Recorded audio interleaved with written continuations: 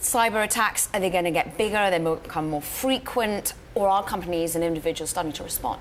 You know, I think that we have already seen what 2017 is going to bring in the end of 2016, where large cyber attacks against firms like Dyn that brought down a substantial amount of the internet, and then attacks against the various presidential campaigns were a big part of the story at the end of 2016, and we just don't see that decreasing in 2017. So more and more, you know, we're busy at Cloudflare. When you are seeing the attacks coming in, does it matter particularly as to where they're coming from? Have you identified particular regions, particular groups that continue to be the perpetrators? Because as much as we just seem to always be saying, oh, China, Russia, but actually are there many different countries where this comes from? You know, one of the things that's amazing about cyber attacks is that they're incredibly democratized. We see some of the largest attacks launched by what turn out to be 15-year-old kids in the UK, where at the same time we see large attacks launched by nation-state actors as well. And so I think it's often very hard to attribute who the attack is being actually launched by. We often have some circumstantial evidence based on who is being attacked, but from our perspective at Cloudflare, regardless of who's launching the attack, we want to always be able to stop it. And the weak spots are going to become more plentiful as the Internet of Things becomes an actual reality, not just something we witter on about as journalists and interested technologists. IoT, mobile, what are the key threats when it comes to the building up of frequency? You know, I think what people didn't understand about IoT was, you know, everyone thought, why does it matter if my toaster gets hacked?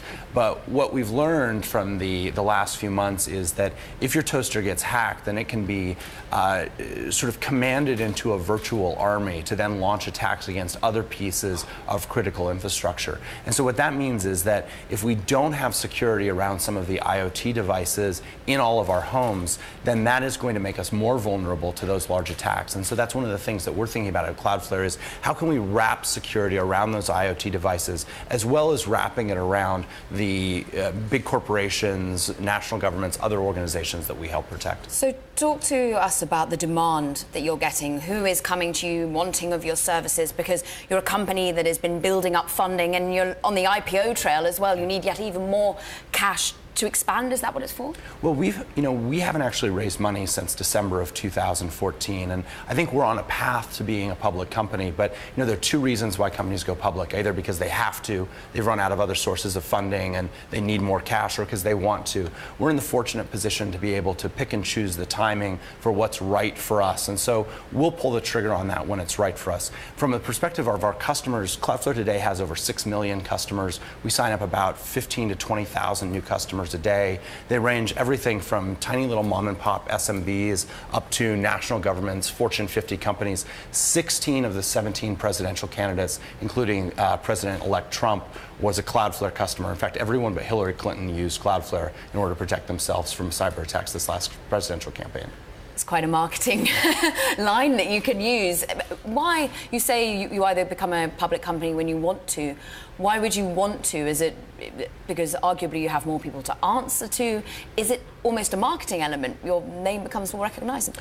You know, I think that the CEO of Zendesk said it best when he was asked why did he go public. He said, you know, at some point you have to move out of your parents' basement. I think there's a right time and place for companies to, you know, be just a couple of people in a garage, to take funding from venture capitalists, to take funding from larger private equity institutions. And then eventually you have a responsibility to your investors, to your employees, in order to take that company public. And so I think that's a path that we're on. We're going to do it when we think the time is right for us, but it's definitely something that we're working toward. In 2017? No, I don't think that we'll do it in 2017. I think that 2017 is going to be a really sort of distorted year for a lot of different reasons. I think that especially the changes from the Trump administration around tax policy, the repatriation of cash to a lot of tech firms, I think is going to result in a lot of distortions in the market. And oftentimes a lot of volatility isn't good for new entrants into the marketplace. And so, again, we have the luxury of being able to pick and choose the timing that we want. And so I think that we're looking at a little bit further time horizon than 2017.